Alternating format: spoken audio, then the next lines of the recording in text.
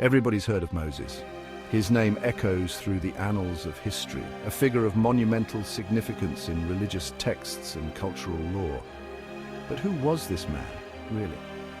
What were the events that shaped his life and led him to become one of the most revered prophets in history? But do you know the full story behind his epic journey? A journey that spans from the banks of the Nile River to the heights of Mount Sinai, from the opulence of Pharaoh's palace to the desolate wilderness of the desert.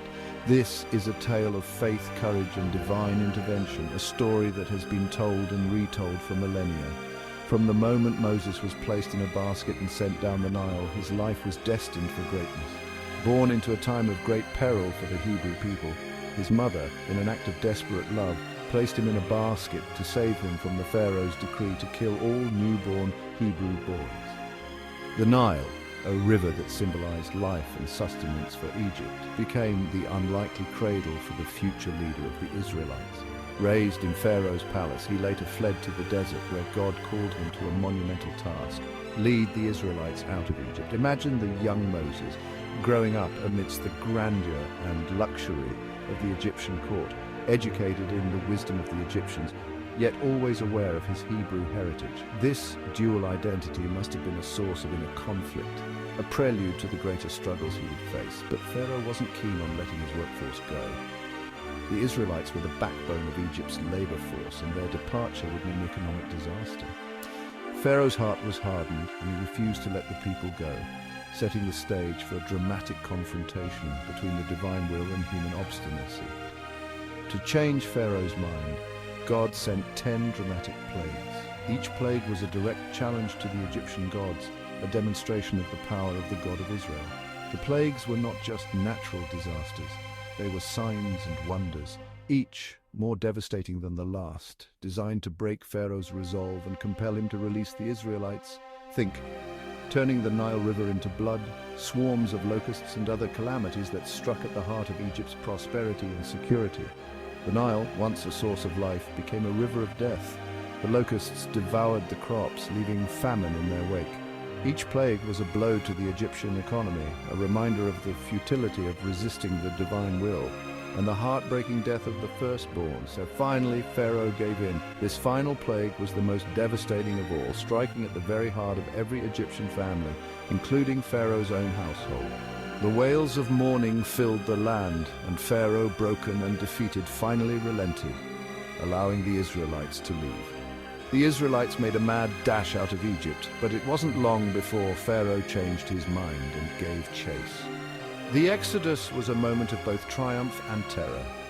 The Israelites, laden with the spoils of Egypt, fled into the desert, but their joy was short-lived as Pharaoh's chariots thundered in pursuit. The desert, a place of refuge, now became a trap. At the Red Sea, it looked like they were trapped.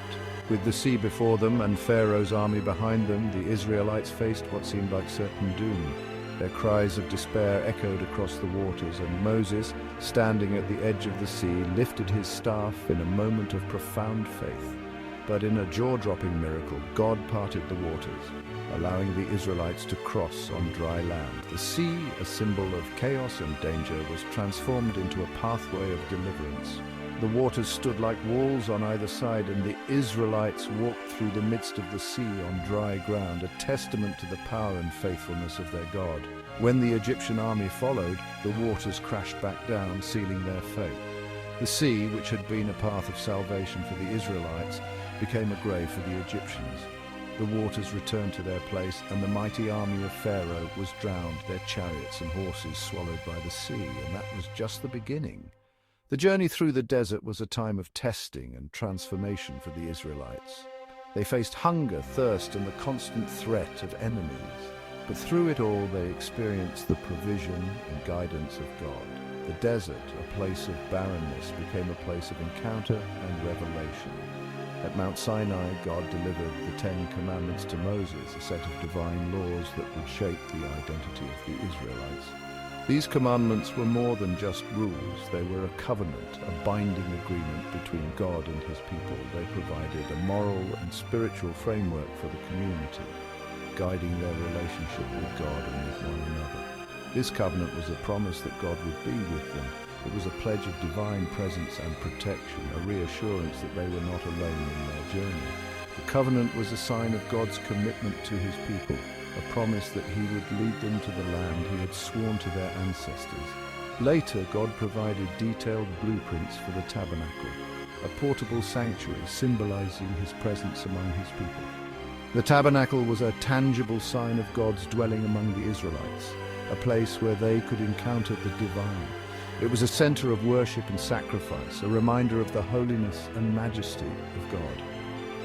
Moses' journey was an epic tale of faith, leadership, and divine intervention. He was a reluctant leader, often doubting his own abilities, but he was chosen by God and empowered to accomplish great things.